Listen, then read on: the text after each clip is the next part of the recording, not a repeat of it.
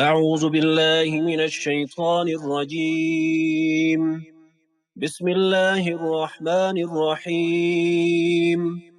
لا جناح عليكم إن طلقتم النساء ما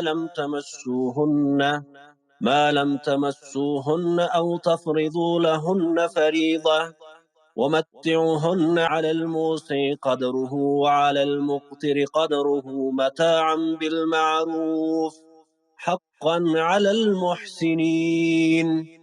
وإن طلقتموهن من قبل أن تمسوهن وقد فرضتم لهن فريدة فنصف ما فرضتم فنصف ما فرضتم إلا أن يعفون أو يعفو الذي بيده عقدة النكاح وأن تعفوا أقرب للتقوى ولا تنسوا الفضل بينكم إن الله بما تعملون بصیر.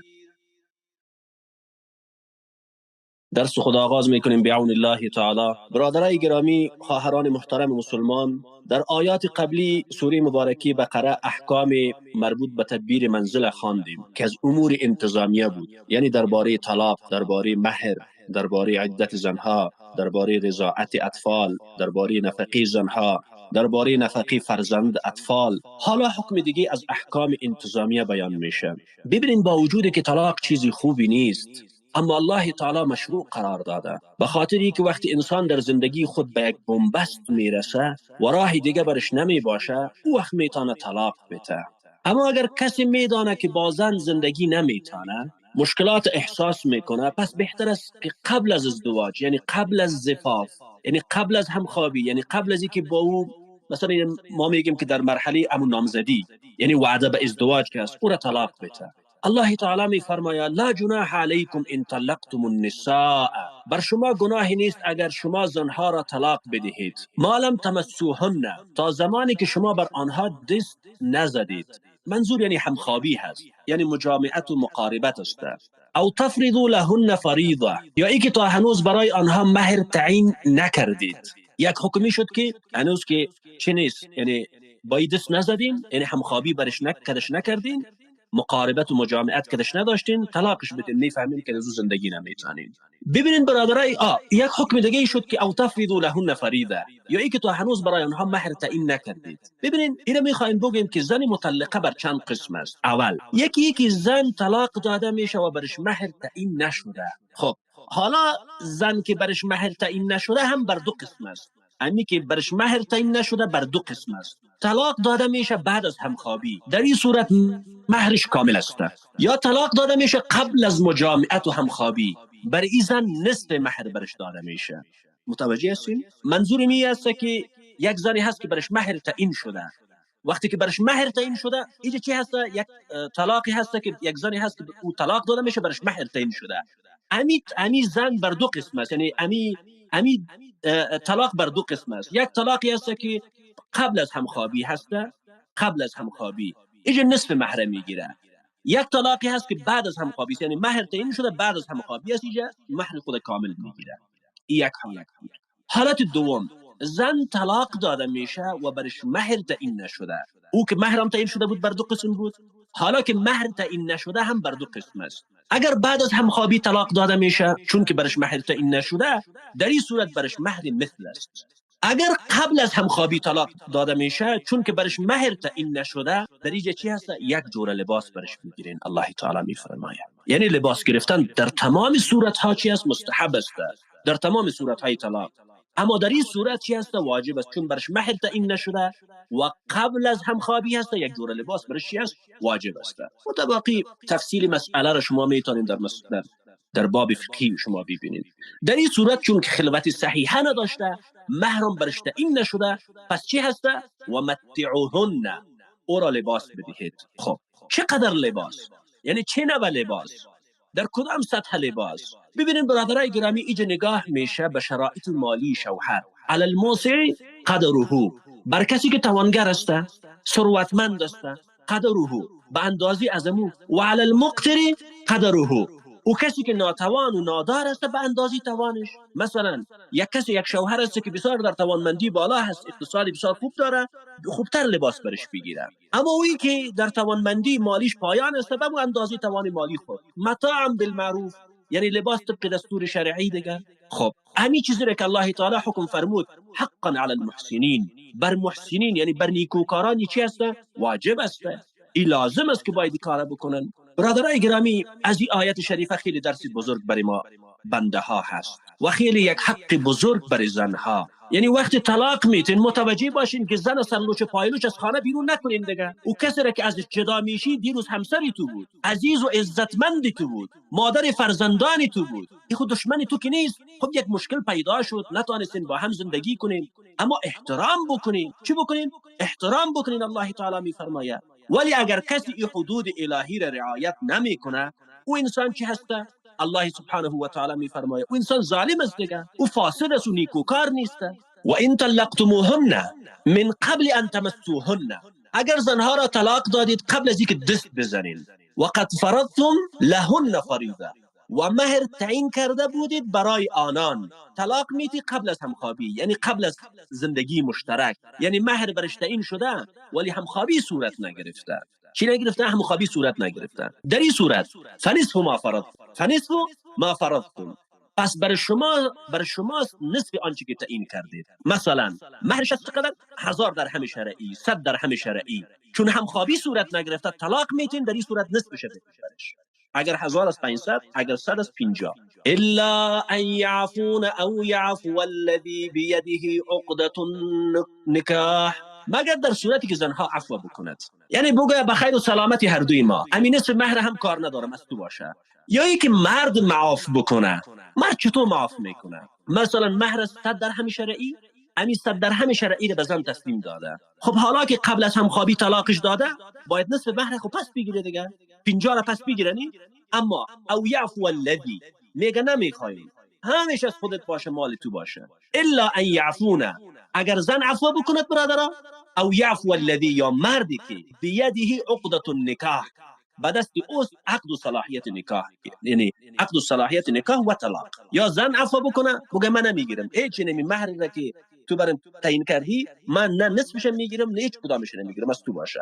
و یا مثلا همین مرد نمیخواد نصف بگیره، میگه همیشه از تو باشه. شاید کسی بگه که اینجا حق زن تلف شده. برادرها دلیلش این است که صلاحیت طلاق به دست مردها هست. همینطور میگن زن چی شده؟ حقش تلف شده. ببینید ما دو جواب میگیم، یک جواب عقلی میگیم، یک جواب نقلی میگیم. جواب اولی ما نقلی هسته.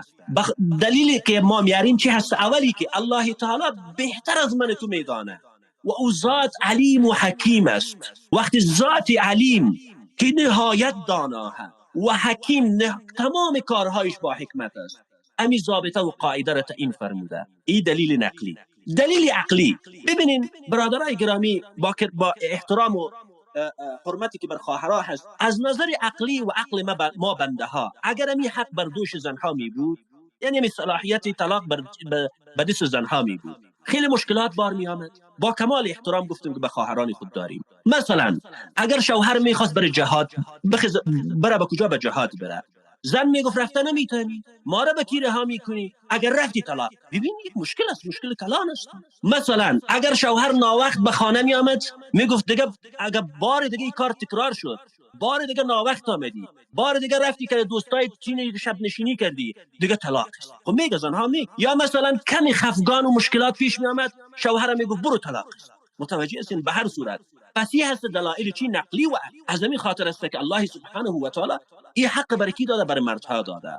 با وجود تمام مشکلات، خستگی، شب یعنی روز تمام روز میره چاکنی میکنه، یعنی 200 یا 300 پول مروجی را که چی میکنه، مزدوری خود میگیره، مجرت خود میگیره، میایه در خانه هم لب خندان میایه، اصلا خمی ابرو هم نمیکنه. اگر این تکلیف زن در بیرون ببینه، شوهر مانده که طلاق میته و میته، اشتکارم کلش بیرون میکنه، برین میگن او پدرتون یک جای برین از خانه برای. چرا؟ به خاطر که توان جسمی میتوانه در زنها نیست. از همون خاطر است مرد با تمام مشکلات این حرف از زبان خود بیرون نمیکنه. هر روز کلمه کل است، هر روز جنجال است.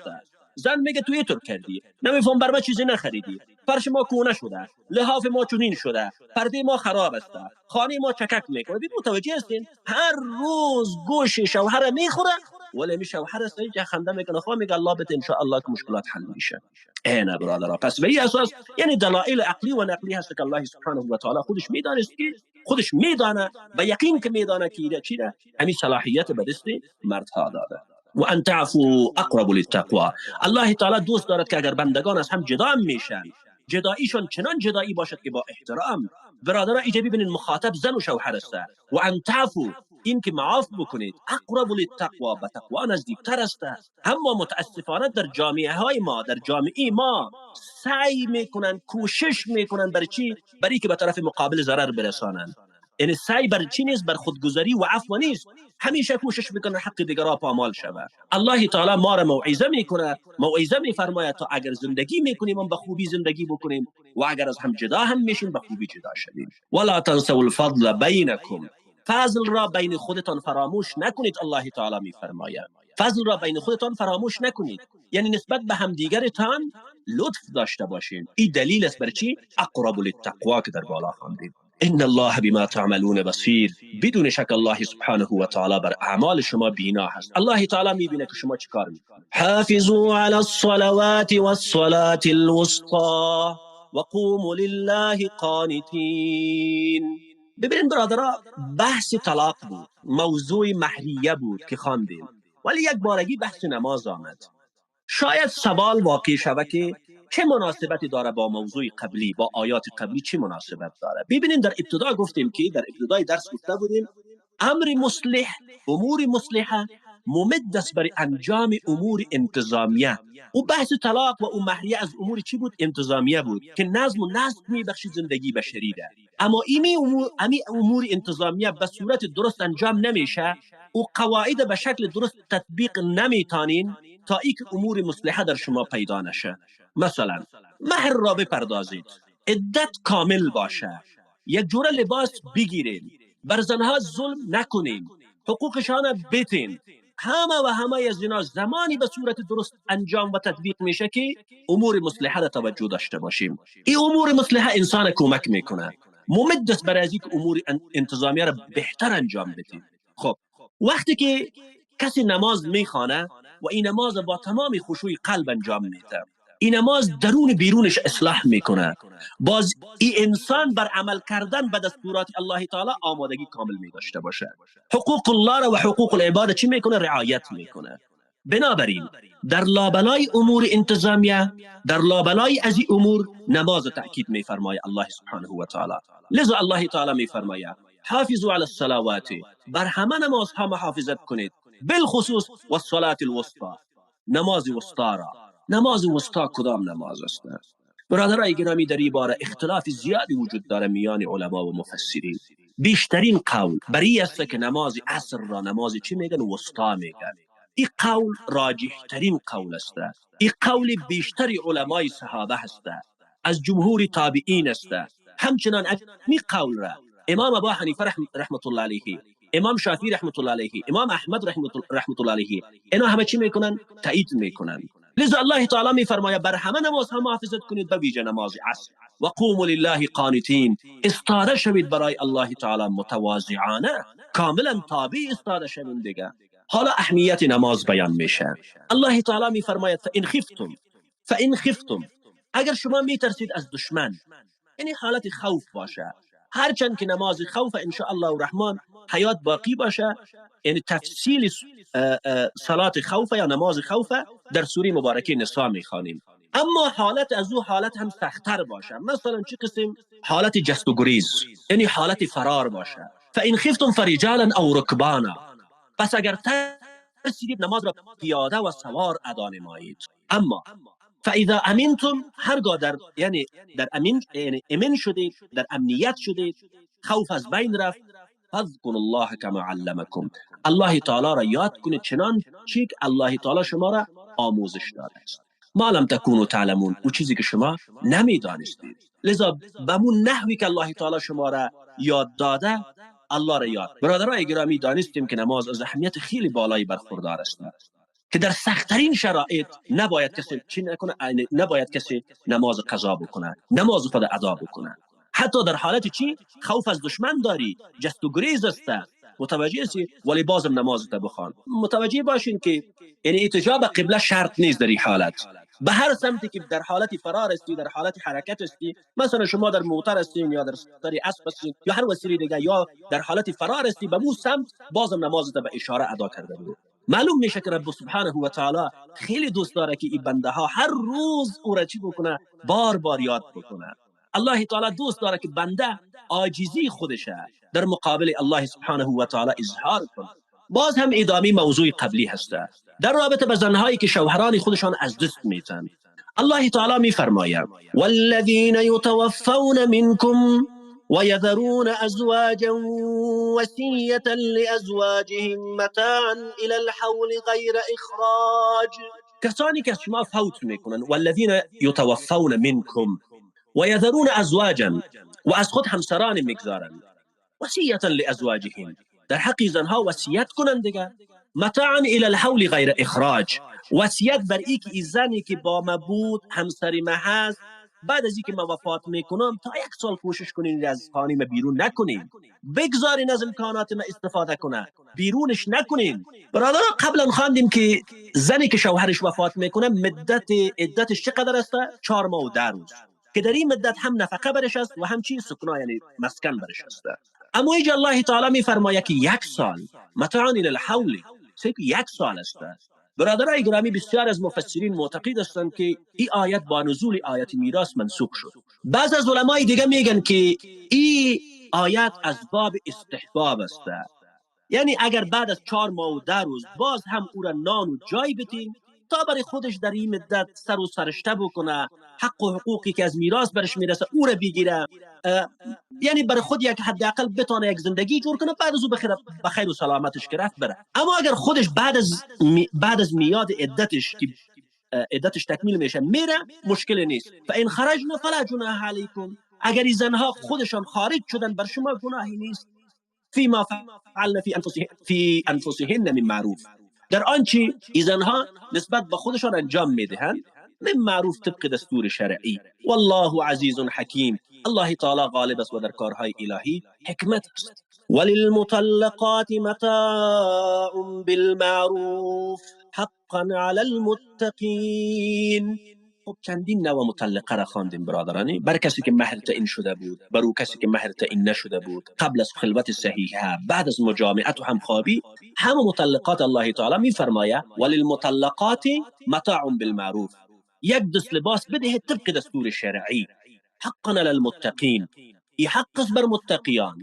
در پایان امور انتظامیه و احکام مربوط به خانواده الله سبحانه و تعالی میفرماید كذلك يبين الله لكم آیاته لعلكم تعقلون، این گونه بیان میکند برای شما آیات خودش را، لعلكم تعقلون، شاید شما درک کنید، تعقل کنید، مصالح بدانید و به دستورات الله سبحانه و تعالی عمل کنید.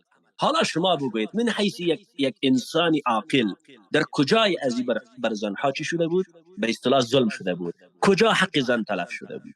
قبلا گفته بودیم که در بخش دوم سوره مبارکه بقره موضوع جهاد است. موضوع جهاد قبلا شروع شد و در میان موضوع جهاد الله سبحانه و تعالی از امور انتظامیه و مصلحه بیان فرمود. حالا دوباره به اون موضوع اولی برمیگردیم.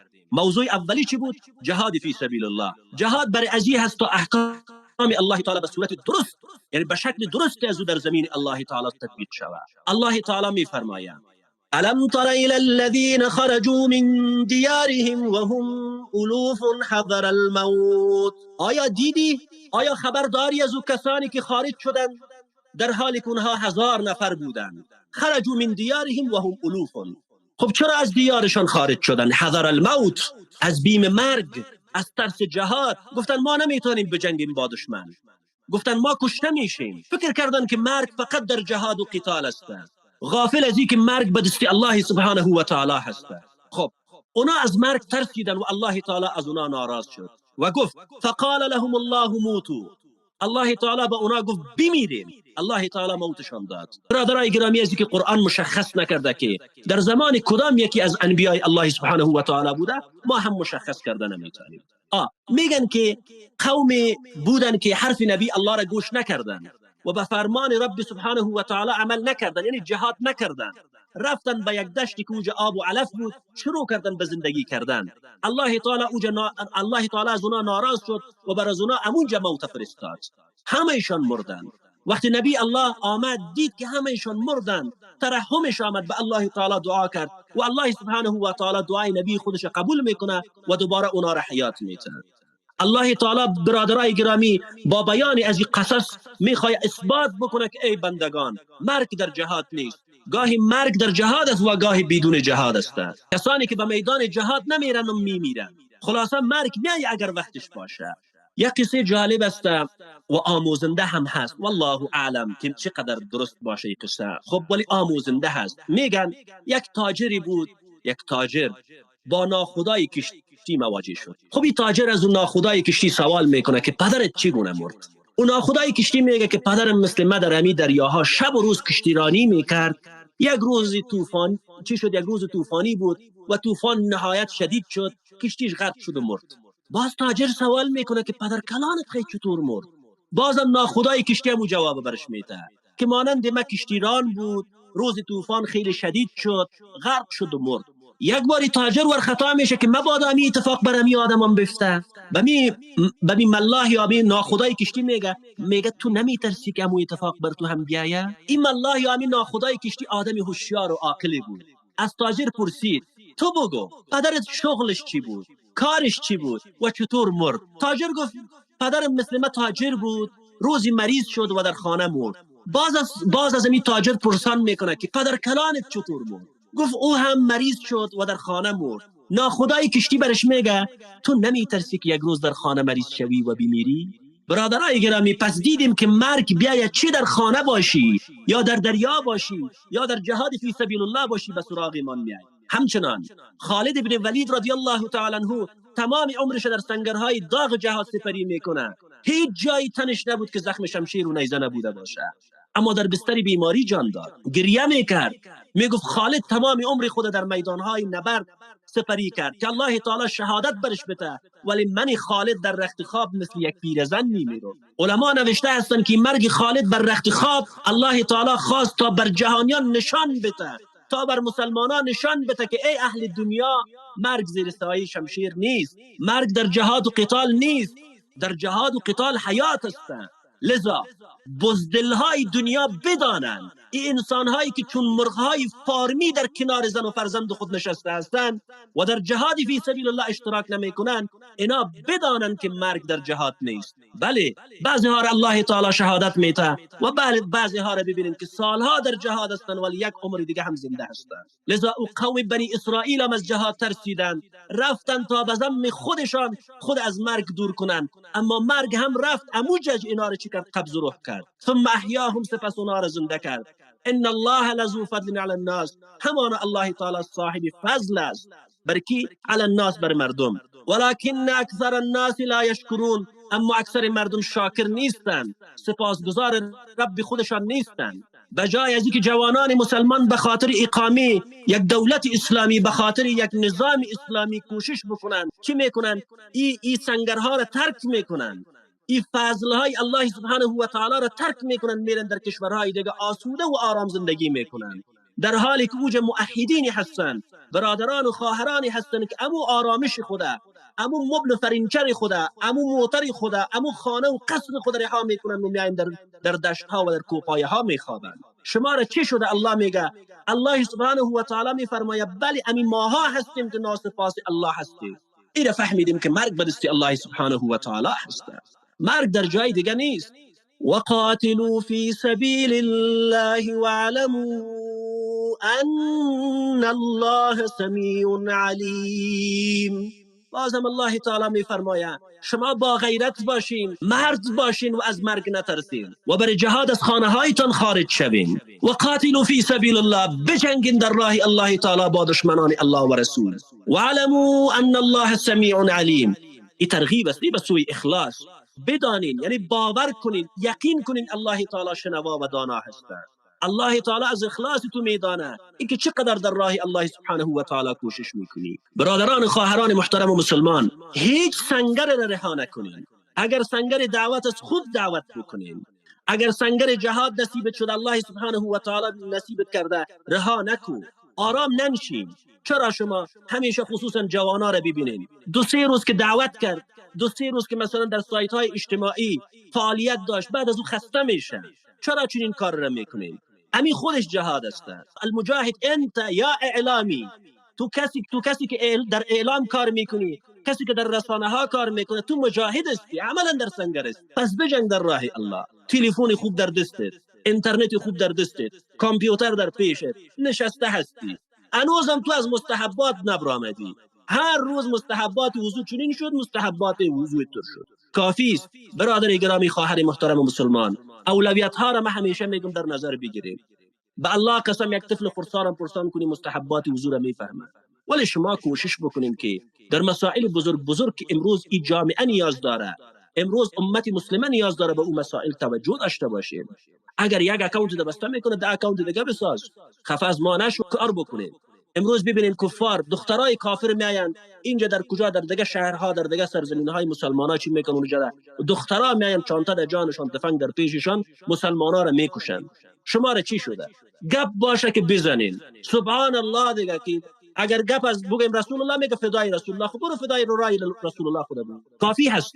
یعنی در هر سنگر که هستین، منظور می از برادران و خواهران محترم مسلمان، شما برادران موحد ما هستین، شما خواهران موحدی ما هستین، سنگرها را رها نکنین. چی شده شما را؟ والا فلانی استادی تو خوب نشریات داره، خب به تو چی که نشریات داره، تو چی کار میکنی؟ تو هم باید الگوی خود بسازی.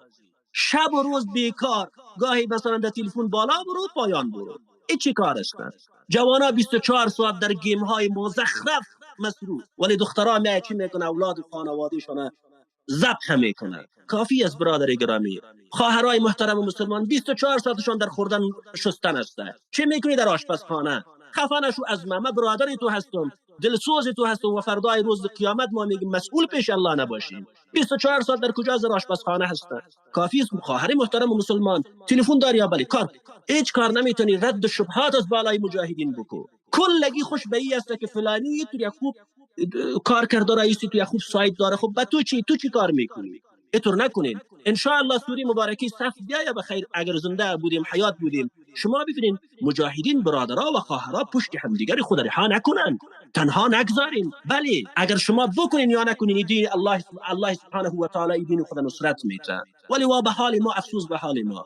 پس الله، ما منظور می بود برادرای گرامی که در هر سنگر که هستین بجنگین، خوب بجنگین، پروا نکنین، وقتتان از ضایع نکنین. از مرجعه خودت نشنوین. چه میکنی ساعتها در پای سخن مرجعه نشسته هستی که باش که مستحبات وضو را برام یاد میته؟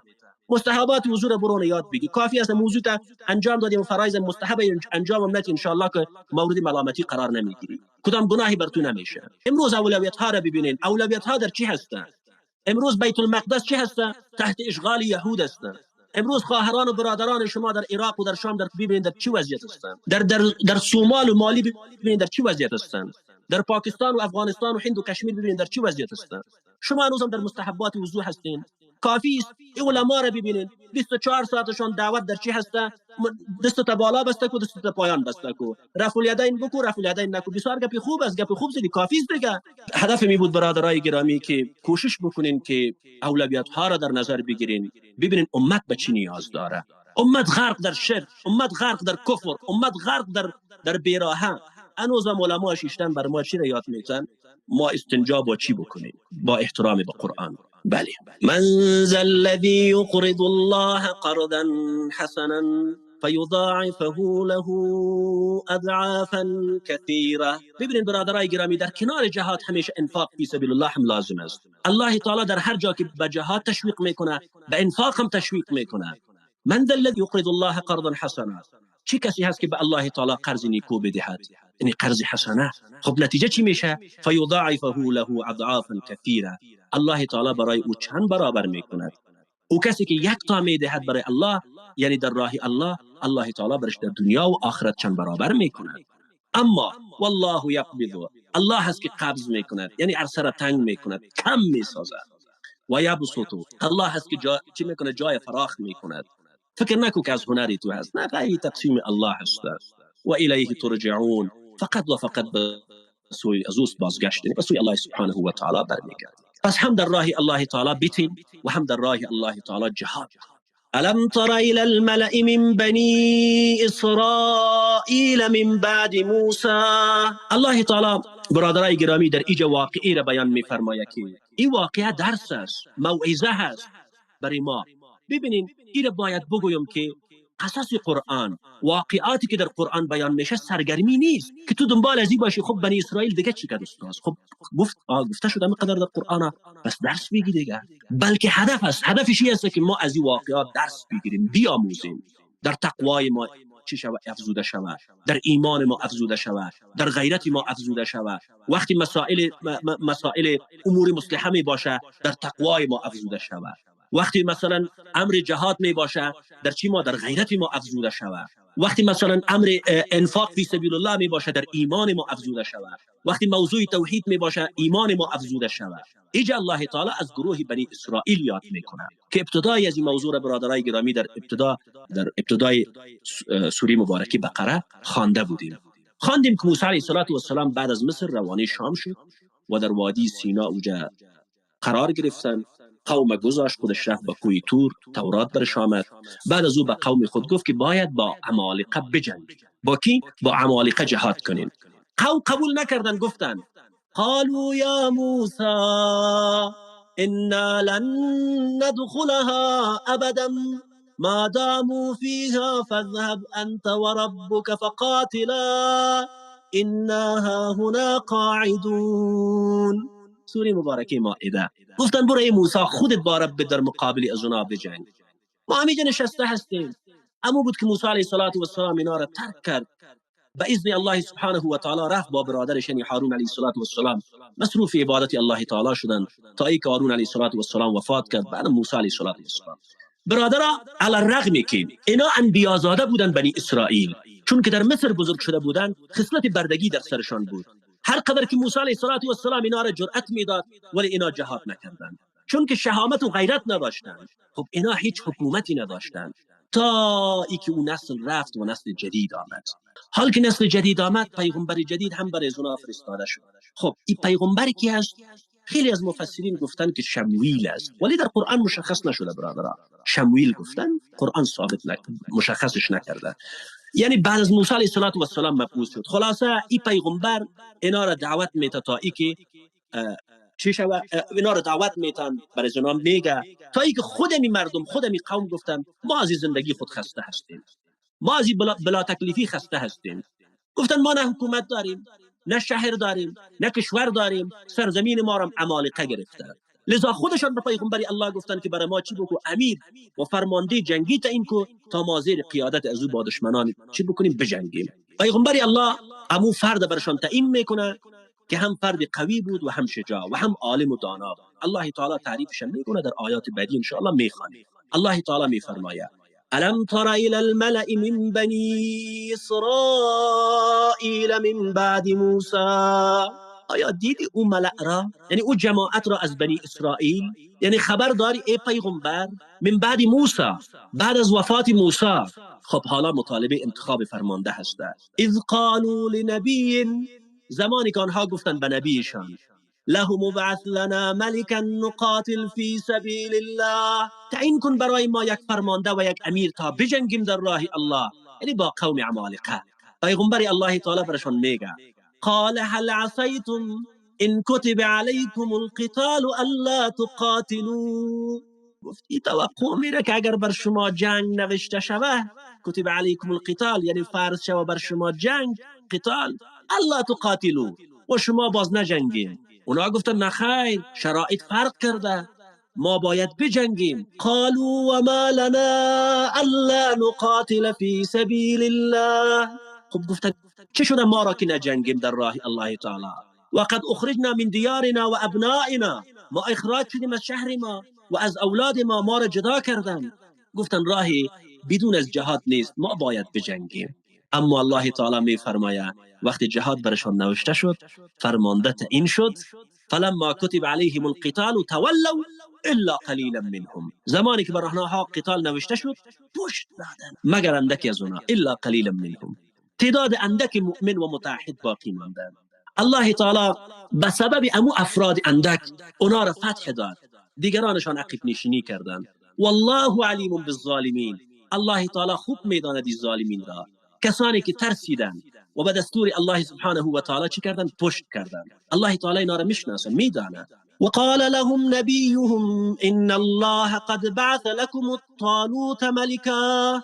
وقال لهم نبيهم، برای آنها نبیشان گفت، ان الله قد بعث لكم الطالوت ملكا، الله تعالی تعیین کرده برای شما طالوت را به عنوان ملک، یعنی پادشاه، یعنی امیر، یعنی فرمانده کل. حالا ببینین نقض و پیمان شکنی از اینا را بشنوین و ببینین. اما عهد شکنیشانی بود که گفتن چی است؟ چرا طالوت؟